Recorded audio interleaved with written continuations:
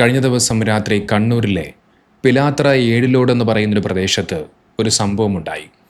പിലാത്തറ ഏഴിലോട് ഫാറൂഖ് ജുമാ മസ്ജിദിലാണ് നാടിന് നടുക്കിയ ആ ഒരു സംഭവം നടന്നത്.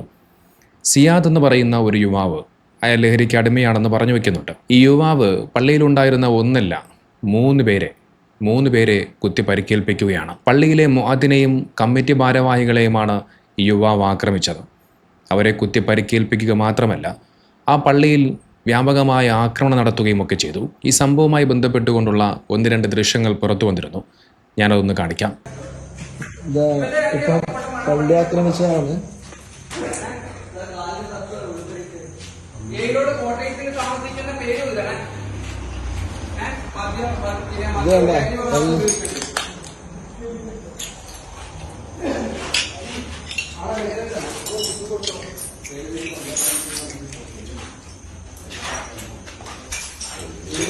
ഇവിടുത്തെ എല്ലാം പിന്നെ പൊളിച്ചിട്ടുണ്ട്.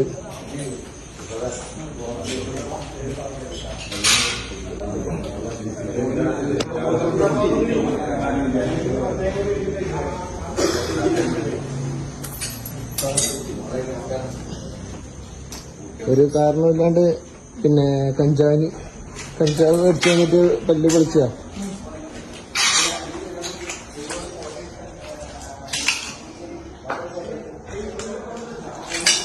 ഇന്നലെ ലഹരിക്ക് അഡിക്റ്റായ ഒരു യുവാവ് ആക്രമിച്ച പള്ളിയിലാണ് ഞാനുള്ളത്. 3 ആളുകൾക്കാണ് പരിക്ക് പറ്റിയത്. ഇന്നലെ രാത്രി 10:45 കൂടിയാണ് ഏഴിലോട് പിലാത്രയിലെ ഈ പള്ളിയിൽ ആക്രമണം നടന്നത്. ഈ ആക്രമണത്തിൽ പരിക്ക് പറ്റിയ 3 ആളുകളിൽ ഒരാളായ ഉസ്താദ് ഇവിടെ ഉണ്ട്. അതുപോലെ നോക്കൂ, ഈ ഒരു ദൃശ്യത്തിൽ നിന്നും ആക്രമണത്തിന്റെ വ്യാപ്തി എത്രത്തോളമാണെന്ന് മനസ്സിലാക്കാൻ സാധിക്കും.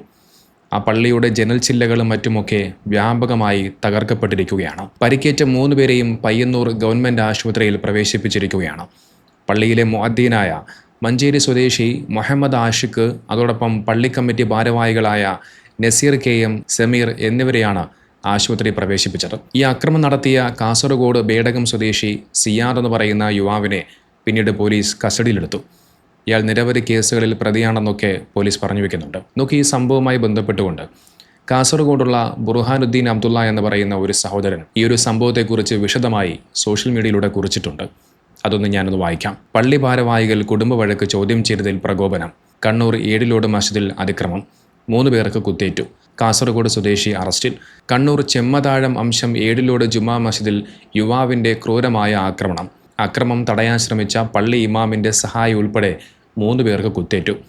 പരിക്കേറ്റ മഞ്ചേരി സ്വദേശി മുഹമ്മദ് ആഷിഖ്, മസ്ജിദ് കമ്മിറ്റി ഭാരവാഹികളായ നസീർ അന്ന, KM, സമീർ എന്നിവരെ പയ്യന്നൂർ താലൂക്ക് ആശുപത്രിയിൽ പ്രവേശിപ്പിച്ചു. സംഭവവുമായി ബന്ധപ്പെട്ട് കാസർഗോഡ് 5 മൈൽ സ്വദേശിയും നിലവിൽ ഏഴിലോട് സമീപ പ്രദേശത്ത് താമസക്കാരനുമായ മുഹമ്മദ് സിയാദിനെ പരിയാരം പോലീസ് കസ്റ്റഡിയിലെടുത്തു.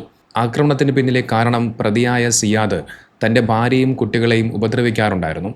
ഈ വിഷയം ശ്രദ്ധയിൽപ്പെട്ട പള്ളി ഭാരവാഹികൾ സിയാദിനെ വിളിച്ച് ഉപദേശിക്കുകയും ചോദ്യം ചെയ്യുകയും ഒക്കെ ചെയ്തിരുന്നു. കുടുംബത്തെ ഉപദ്രവിക്കുന്നത് ചോദ്യം ചെയ്തതിലുള്ള വിരോധമാണ് പ്രതിയെ ആക്രമണത്തിന് പ്രകോപിപ്പിച്ചത് എന്ന് പരാതിക്കാരൻ പോലീസിന് നൽകിയ മൊഴിയിൽ വ്യക്തമാക്കുന്നുണ്ട്. പ്രതി ലഹരി പദാർത്ഥങ്ങൾ ഉപയോഗിച്ചിരുന്നതായി നാട്ടുകാർ സംശയം പ്രകടിപ്പിക്കുന്നുണ്ടെങ്കിലും ഇത് ഔദ്യോഗികമായി സ്ഥിരീകരിച്ചിട്ടില്ല. സംഭവം നടന്നത് ഇങ്ങനെ. കഴിഞ്ഞ ദിവസം, അതായത് 17/6/2026 രാത്രി 10:50 സംഭവം. മസ്ജിദിൽ അതിക്രമിച്ചു കയറിയ പ്രതി കയ്യിലുണ്ടായിരുന്ന മാരകായുധമായ കത്തി ഉപയോഗിച്ച് പള്ളിയിലുണ്ടായിരുന്നവരെ വെട്ടാൻ ശ്രമിക്കുകയായിരുന്നു. പരാതിക്കാരൻ ഒഴിഞ്ഞുമാറിയതുകൊണ്ടാണ് ജീവന് തന്നെ ഭീഷണിയാകുമായിരുന്ന വലിയൊരു അപകടം ഒഴിവായത്. എന്നാൽ തടയാൻ ശ്രമിച്ച ഇമാമിൻ്റെ സഹായിക്കും ഭാരവാഹികൾക്കും സംഭവത്തിനിടെ കുത്തേൽക്കുകയും പരിക്കേൽക്കുകയുമായിരുന്നു. ആക്രമണത്തിന് ശേഷം പ്രതി ഇവരെ ഭീഷണിപ്പെടുത്തുകയും ചെയ്തു. ആക്രമണത്തിനിടെ മസ്ജിദിലെ ജനൽ ചില്ലുകൾ പ്രതി അടിച്ചു തകർത്തു. ഗ്ലാസ് പാളികൾ തകർത്തതിലൂടെ പള്ളിക്ക് ഏകദേശം 1 ലക്ഷം രൂപയുടെ നാശനഷ്ടം സംഭവിച്ചിട്ടുണ്ടെന്നാണ് കണക്കാക്കുന്നത്. സംഭവത്തിൽ പോലീസ് കേസെടുത്ത് വിശദമായ അന്വേഷണം ആരംഭിച്ചിട്ടുണ്ട്. ഭാരതീയ ന്യായ സംഹിത വകുപ്പുകൾ ചേർത്ത് പ്രതിയെ അറസ്റ്റ് ചെയ്ത് കോടതിയിൽ ഹാജരാക്കുകയും കോടതി പ്രതിയെ റിമാൻഡ് ചെയ്യുകയും ചെയ്തു. ഇതാണ് ഈ സംഭവവുമായി ബന്ധപ്പെട്ടുകൊണ്ട് അദ്ദേഹം സോഷ്യൽ മീഡിയയിൽ കുറിച്ച ആ ഒരു പോസ്റ്റ്. നോക്കൂ, പള്ളിയിലെ ഭാരവാഹികൾ കുടുംബ വഴക്ക് ചോദ്യം ചെയ്തതാണ് ഇയാളെ ഇത്രയധികം പ്രകോപിപ്പിച്ചത് എന്നുള്ളതാണ് ഇതിലൂടെ മനസ്സിലാക്കാൻ സാധിക്കുന്നത്. അതിൻ്റെ ദേഷ്യത്തിൽ അയാൾ പള്ളിക്കുള്ളിലേക്ക് അതിക്രമിച്ചു കയറി അയാൾ അവിടെ കണ്ണിൽ കണ്ടതെല്ലാം അടിച്ചു തകർക്കുകയാണ്. മദ്രസയിൽ കുട്ടികളിരിക്കുന്ന കസേരകൾ പോലും ഇയാൾ തല്ലിപ്പൊളിക്കുന്നു. നോക്കി, ഇതുമായി ബന്ധപ്പെട്ടുകൊണ്ട് അവിടെ നടന്ന സംഭവങ്ങളെക്കുറിച്ച് പറയുന്ന കാര്യങ്ങൾ ഇങ്ങനെയാണ്. ഈ ആക്രമണം നടക്കുന്ന സമയത്ത് പള്ളിയിൽ മുഅദ്ദിനായ മുഹമ്മദ് ആഷിഖ് മാത്രം ഉണ്ടായിരുന്നുവെന്നാണ് പറയപ്പെടുന്നത്. ഇയാൾ വന്ന് അവിടെ അടിച്ചു തകർക്കുന്നതിൻ്റെ ആ ശബ്ദം കേട്ട് ആഷിഖ് ഭയന്നു വിറച്ച് പള്ളി കമ്മിറ്റി ഭാരവാഹികളെ ഫോണിൽ വിളിച്ച് വിവരമറിയിക്കുകയാണ്. വിവരമറിഞ്ഞ് ആദ്യം ഓടിയെത്തിയത് പള്ളി ഭാരവാഹിയായ നസീറായിരുന്നു. അവിടെ എത്തിയ നസീർ കണ്ടത് ജനൽ ചില്ലുകളും മറ്റുമെല്ലാം അടിച്ചു തകർത്തിട്ടിരിക്കുന്ന കാഴ്ചയായിരുന്നു. കയ്യിൽ കത്തിയുമായി ഒളിച്ചിരുന്ന സിയാദ് നസീറിനെ ക്രൂരമായി കുത്തി പരിക്കേൽപ്പിക്കുന്നു. നസീറിൻ്റെ പുറത്തും കാലിനും ആഴത്തിൽ കുത്തേറ്റുവെന്നാണ് പറയപ്പെടുന്നത്. പിന്നീട് നസീറിൻ്റെ നിലവിളി കേട്ട് ഓടിയെത്തിയ പള്ളിക്കുള്ളിലുണ്ടായിരുന്ന മുഅദ്ദിനായ മുഹമ്മദ് ആഷിഖിനും മറ്റൊരു പള്ളി കമ്മിറ്റി അംഗമായ KM സമീറിനും കുത്തേൽക്കുകയാണ്. പിന്നീട് ഇവരുടെ നിലവിളിയും ബഹളവും ഒക്കെ കേട്ട് നാട്ടുകാർ ഓടിക്കൂടുകയും പയ്യന്നൂർ പോലീസ് സ്റ്റേഷനിൽ വിവരമറിയിക്കുകയും ചെയ്യുന്നു. പിന്നീട് പോലീസും നാട്ടുകാരും ചേർന്ന് സാഹസികമായിട്ടാണ് ഇയാളെ കീഴ്പ്പെടുത്തിയത്. നോക്കൂ, ലഹരി ഒരു മനുഷ്യനെ എത്രത്തോളം വലിയ അപകടത്തിലേക്കാണ് കൊണ്ടെത്തിക്കുന്നത് എന്ന് നാം എല്ലാവരും മനസ്സിലാക്കേണ്ടതുണ്ട്. ലഹരി ഉപയോഗിക്കുന്നവനെ സംബന്ധിച്ചിടത്തോളം അവന് പള്ളിയെന്നോ അല്ലെങ്കിൽ മറ്റോ സ്ഥലകാല ബോധമൊന്നും തന്നെ ഉണ്ടാവുകയില്ല. പിന്നെ ലഹരി മൂത്ത് ചെയ്യുന്ന ആക്രമണങ്ങളെക്കുറിച്ച് പ്രത്യേകിച്ച് ഞാൻ പറയേണ്ടതുമില്ല. നമുക്കറിയാം, ലഹരിക്ക് അടിമപ്പെട്ട് മാസങ്ങളോളം നൊന്ത് പ്രസവിച്ച തൻ്റെ സ്വന്തം മാതാപിതാക്കളെ പോലും നിഷ്ക്രൂരം കൊലപ്പെടുത്തുന്ന ഒരു കാലഘട്ടത്തിലാണ് നമ്മൾ ജീവിച്ചിരിക്കുന്നത്. മാതാപിതാക്കളെ മാത്രമല്ല, സ്വന്തം മക്കളെ പോലും, ചോരയിൽ പിറന്ന മക്കളെ പോലും അതിക്രൂരമായി ലഹരിയുടെ ആസക്തിയിൽ കൊലപ്പെടുത്തുകയാണ്. ലഹരിക്ക് അടിമപ്പെട്ടു പോയ ഒരുവനെ സംബന്ധിച്ച് അവന് സ്വന്തം ചോരയെന്നോ കൂടപ്പിറപ്പെന്നോ അങ്ങനെ ഒന്നും തന്നെയില്ല. ഒരു മനുഷ്യൻ്റെ ചിന്തകളെ പൈശാചികമായ രീതിയിലേക്ക് മാറ്റിയെടുക്കുകയാണ് ഇത്തരം ലഹരി വസ്തുക്കൾ. ലഹരിയുടെ ആസക്തിയിൽ തൻ്റെ സ്വന്തം ഉമ്മയെ കഴുത്തറുത്തും വെട്ടിക്കൊലപ്പെടുത്തിയതുമായ എത്രയെത്ര വാർത്തകൾ നാം എല്ലാവരും കേട്ടു.